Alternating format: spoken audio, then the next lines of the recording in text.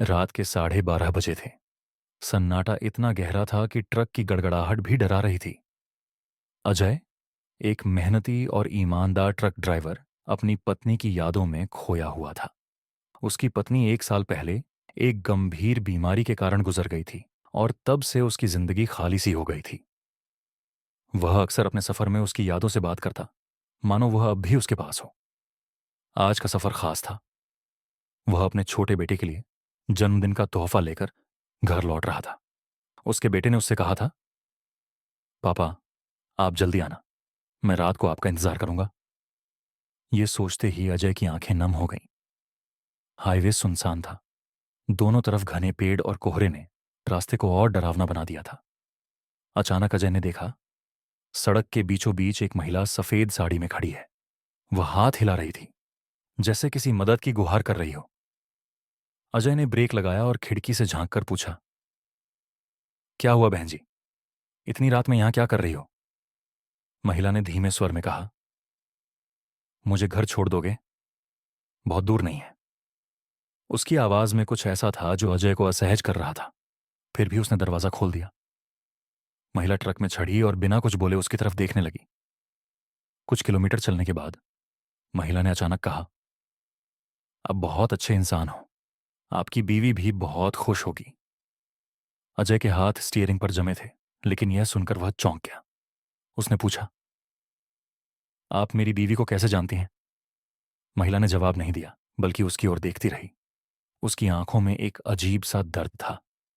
तभी अजय ने ट्रक के शीशे में देखा। पीछे की सीट पर उसकी बीवी बैठी थी, लेकिन उसका चेहरा खून से लथपथ था। अजय, हमें बचा लो, उसकी बीवी ने रोते हुए कहा। अजय के हाथ से स्टीयरिंग छूटने ही वाला था कि उसने खुद को संभाला। उसके आंसू बहने लगे। अजय ने ट्रक रोका और पीछे मुड़कर देखा तो पीछे कोई नहीं था। उसका दिल तेजी से धड़क रहा था। तभी महिला ने कहा, आपको पता है मैं कौन हूं? अजय ने डरते हुए सिर हिलाया। महिला ने कहा, मैं वही हूं जिसे तुमने 5 साल पहले इस हाईवे पर कुचल दिया था। मेरे पास तुम्हारी बीवी की आत्मा है। अगर तुमने मुझे इस जंगल के मंदिर तक नहीं छोड़ा तो तुम्हारा बेटा भी तुम्हारी तरह अकेला रह जाएगा। अजय की आंखों के सामने अंधेरा छाने लगा। ट्रक अचानक अपने आप चलने लगा, जैसे किसी अनजान ताकत ने उसे नियंत्रित कर लिया हो। ट्रक ने खुद को एक पुराने खंडहर के पास रोक दिया। अजय ने देखा, वहां एक टूटी हुई मूर्ति थी और चारों तरफ अजीबोगरीब निशान बने हुए थे। महिला ने कहा, अब तुम्हारा अंत यही होगा। तभी अजय को अपनी बीवी की आवाज़ें सुनाई दी, अजय, इस चक्रव्यूह से निकलने का सिर्फ एक तरीका है, मुझे ढूंढो। अजय को समझ नहीं आ रहा था कि वह क्या करे। क्या वह उस महिला की बात माने या अपनी बीवी की आवाज का पीछा करे? खंडहर के अंदर से किसी के हंसने की डरावनी आवाज आने लगी। अजय के कदम धीरे धीरे खंडहर की ओर बढ़ने लगे। अजय का दिल धड़कनों से बाहर निकलने को था। उसके कानों में अब भी उसकी बीवी की आवाज गूंज रही थी, अजय, मुझे ढूंढो। उसने पीछे मुड़कर अपने बेटे की तस्वीर को ट्रक के डैशबोर्ड पर देखा। उसकी आंखों से आंसू बहने लगे। वह सोचने लगा, क्या मैं सही कर रहा हूं? अगर मैं नहीं लौटा तो मेरा बेटा भी अनाथ हो जाएगा। लेकिन वह अपनी बीवी की आत्मा को अकेला छोड़ने की हिम्मत नहीं जुटा पा रहा था। उसके कदम खंडहर की ओर बढ़ते जा रहे थे। हर कदम के साथ उसकी उलझन और डर बढ़ता जा रहा था। खंडहर के अंदर घुसते ही अजय को चारों तरफ अजीब सी फुसफुसाहटें सुनाई देने लगीं। उसकी टॉर्च की रोशनी खंडहर की दीवारों पर बने डरावने चित्रों पर पड़ी। हर चित्र में किसी इंसान को आत्माओं से घिरा हुआ दिखाया गया था। अचानक एक जोरदार धमाके की आवाज हुई और खंडहर का दरवाजा अपने आप बंद हो गया। अजय ने पीछे मुड़कर देखा, लेकिन अब खंडहर में घना अंधकार छा चुका था। तभी उसे एक परछाई दिखाई दी, जो धीरे धीरे उसकी ओर बढ़ रही थी। परछाई के करीब आते ही अजय ने देखा कि वह उसकी बीवी थी, लेकिन उसका चेहरा दर्द और खौफ से भरा हुआ था। उसने कांपती आवाज में कहा, अजय, मैं यहां फंसी हुई हूं, हमें इस श्राप से मुक्ति दिलाओ। उसकी आंखों से आंसू बह रहे थे। अजय ने आगे बढ़कर उसे पकड़ना चाहा, लेकिन जैसे ही उसने हाथ बढ़ाया, उसकी बीवी गायब हो गई। अजय जमीन पर गिर पड़ा और फूट फूट कर रोने लगा। उसने कहा, मैं तुम्हें यहां से निकालूंगा, चाहे मेरी जान ही क्यों ना चली जाए। अजय ने खंडहर के अंदर और गहराई में जाने का फैसला किया। वहां उसे एक बड़ा कमरा दिखाई दिया जिसमें बीचों बीच एक चक्र बना हुआ था। चक्र के चारों तरफ अजीब भाषा में मंत्र लिखे हुए थे। अचानक कमरे की दीवारें हिलने लगीं और चक्र से एक भयावह आकृति निकली। वह वही महिला थी जिसे अजय ने ट्रक में बिठाया था, लेकिन अब उसका चेहरा विकृत हो चुका था। उसने अजय से कहा, तुमने मुझे मार दिया, अब मैं तुम्हें इस श्राप का हिस्सा बनाऊंगी। अजय ने डरते हुए पूछा, तुम कौन हो और ये सब क्यों कर रही हो? महिला ने हंसते हुए कहा, तुम्हारी बीवी मेरी गलती के कारण मरी थी और अब ये खेल तुम्हारे लिए है। महिला ने अजय को चक्र के अंदर खींचने की कोशिश की। तभी अजय को अपनी बीवी की आवाज सुनाई दी, अजय, इस चक्र को तोड़ो, यही इसका अंत है। अजय ने पास पड़े पत्थर से चक्र पर वार किया, लेकिन चक्र टूटने की बजाय और तेजी से घूमने लगा। चारों तरफ अजीब रोशनी फैल गई और अजय को एक गहरी खाई में गिरता हुआ महसूस हुआ। जब उसकी आंखें खुलीं तो वह एक अजनबी गांव में था। वहां के लोग उसे घेर कर खड़े थे। एक बूढ़ा आदमी बोला, तुम यहां कैसे पहुंचे? ये गांव इस दुनिया का हिस्सा नहीं है। अजय को समझ नहीं आया कि वह कहाँ है और यह सब कैसे हुआ। अजय ने अपनी आंखें खोलीं तो खुद को एक अजनबी गांव में पाया। गांव के चारों ओर सन्नाटा था। लोग उसे अजीब निगाहों से देख रहे थे। बूढ़ा आदमी, जिसने अजय से बात की थी, आगे बढ़ा और बोला, ये गांव इस दुनिया का हिस्सा नहीं है। तुम यहां कैसे पहुंचे? अजय की आंखों में आंसू थे। उसे अपने बेटे और बीवी की याद आ रही थी। उसने लड़खड़ाती आवाज में कहा, मुझे नहीं पता, लेकिन मुझे यहां से निकलना है। मेरा बेटा मेरा इंतजार कर रहा है। बूढ़े आदमी की आंखों में दर्द झलक रहा था। उसने कहा, बेटा, यहां से बाहर जाने वाला कभी वापस नहीं आता। अजय के दिल पर जैसे किसी ने वार किया। अजय ने गांव के चारों ओर नजर दौड़ाई। वहां के लोग शांत और डरे हुए लग रहे थे। तभी एक महिला ने पास आकर कहा, यह गांव श्रापित है। यहां हर रात एक आत्मा आती है जो हमारे लोगों को अपने साथ ले जाती है। अजय ने हैरानी से पूछा, किसने दिया यह श्राप? महिला ने डरते हुए कहा, खंडहर में जो चक्र है वही इसका कारण है। जब तक वह चक्र नष्ट नहीं होगा हम सभी फंसे रहेंगे। अचानक अजय के सामने एक बच्चे की परछाई दिखाई दी। बच्चा धीरे धीरे उसकी ओर बढ़ रहा था। अजय ने झुककर उसका हाथ पकड़ा, लेकिन जैसे ही उसने उसे छुआ, बच्चा गायब हो गया। अजय का शरीर ठंडा पड़ गया। बूढ़ा आदमी चिल्लाया, यहां से दूर हटो, यह आत्मा का खेल है। अजय अब अंदर से टूट चुका था। वह खंडहर में घटी घटनाओं को याद कर रहा था और अपनी बीवी की आवाज को सुनने की कोशिश कर रहा था। उसने सोचा, क्या मैं कभी अपने बेटे को देख पाऊंगा? क्या मेरी बीवी की आत्मा को मुक्ति मिलेगी? वह जमीन पर बैठकर फूट फूट कर रोने लगा।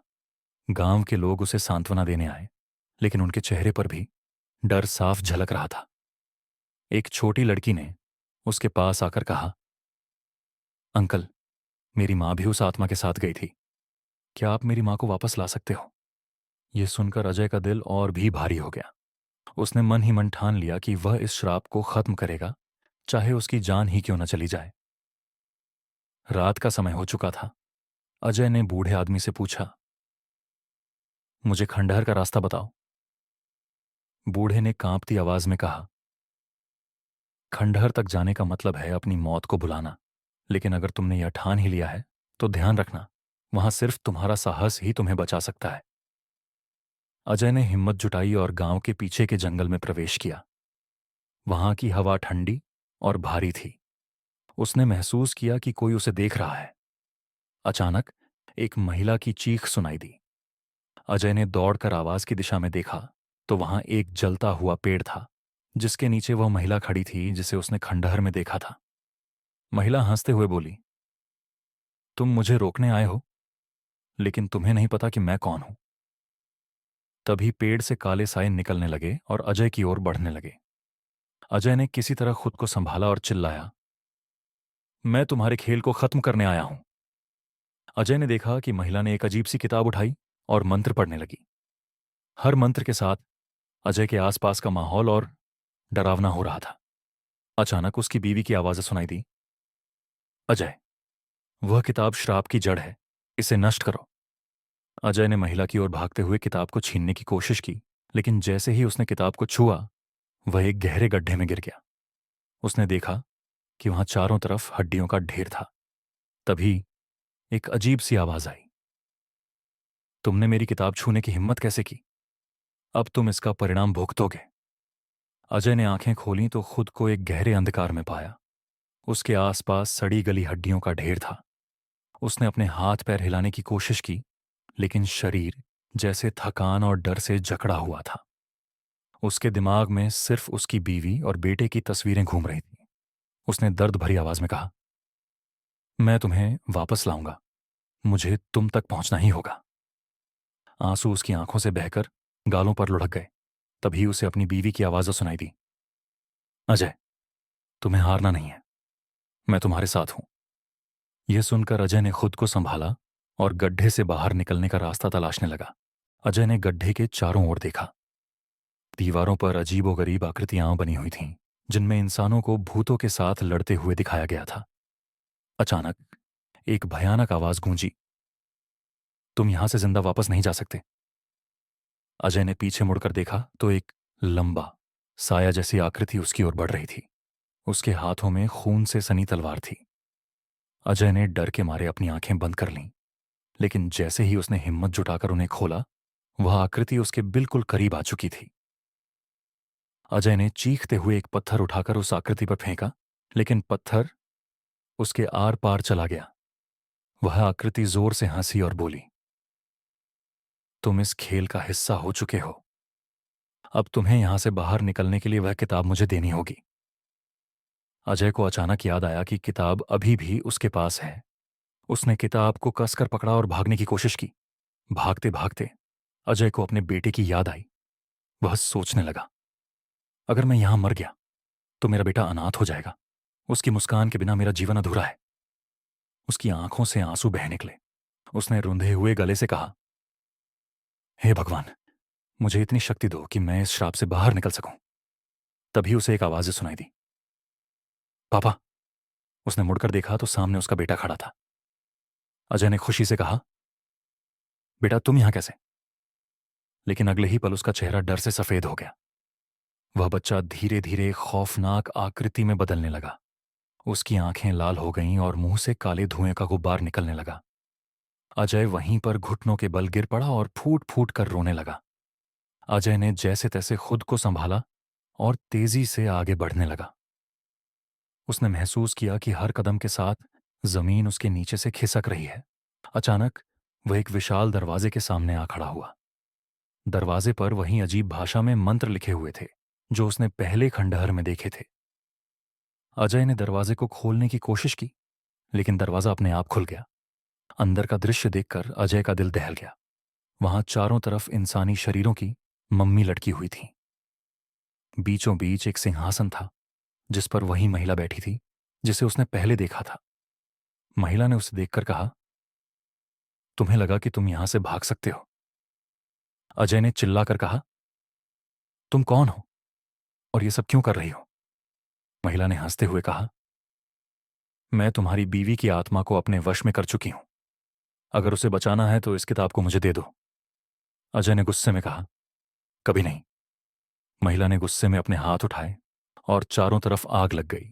उसने कहा, तुमने मेरे श्राप को तोड़ने की कोशिश की है, अब इसकी सजा तुम्हें मिलेगी। अजय ने किताब को खोलकर उसमें लिखे मंत्रों को पढ़ने की कोशिश की।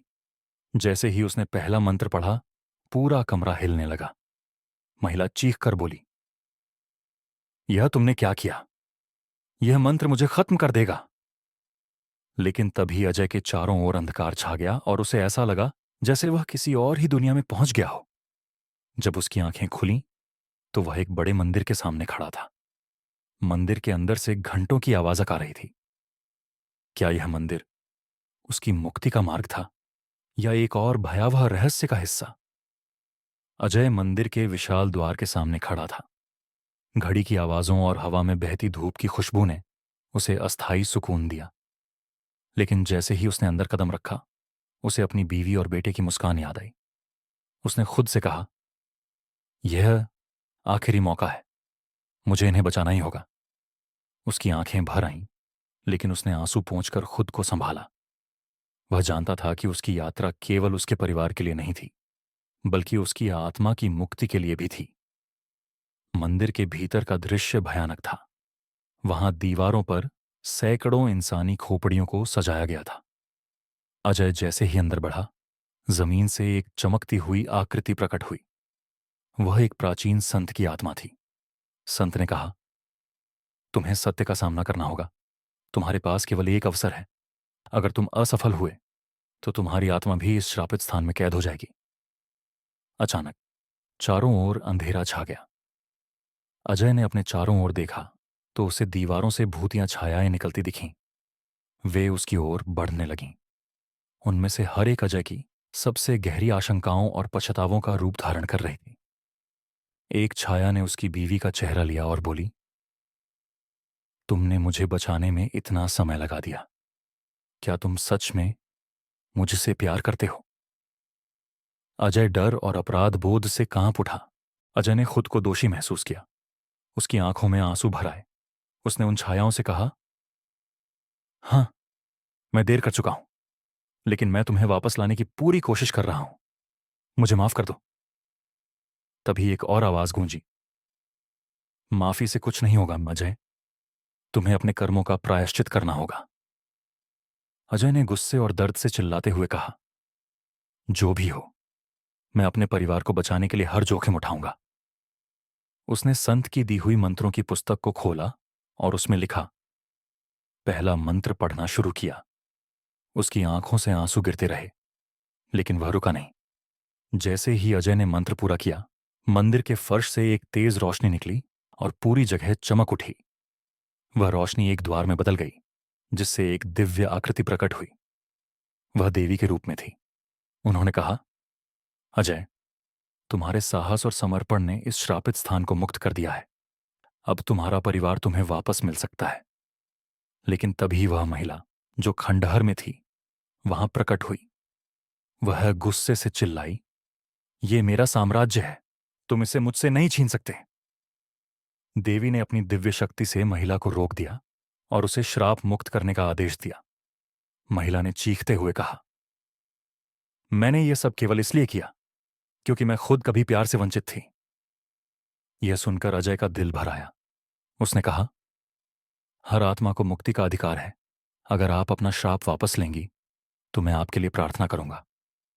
महिला ने आहें भरते हुए श्राप को वापस ले लिया। पूरे क्षेत्र से अंधकार और श्राप समाप्त हो गया। अजय ने अपनी पत्नी और बेटे को जीवित और सुरक्षित पाया। वह दौड़कर उनके पास गया और उन्हें गले लगा लिया। देवी ने अजय से कहा, हर आत्मा में प्रकाश और अंधकार दोनों होते हैं। अपने कर्मों से तुमने दिखाया कि सच्चा प्यार और साहस किसी भी श्राप को समाप्त कर सकता है। अजय ने धन्यवाद करते हुए कहा, मैंने सीखा है कि हर मुश्किल में उम्मीद और हिम्मत बनाए रखना सबसे बड़ा मंत्र है। वह अपने परिवार के साथ घर लौट आया, लेकिन उसकी इस यात्रा ने उसे हमेशा के लिए बदल दिया। उसने सीखा कि किसी भी डर और बाधा को पार करने के लिए प्रेम, विश्वास और समर्पण की आवश्यकता होती है।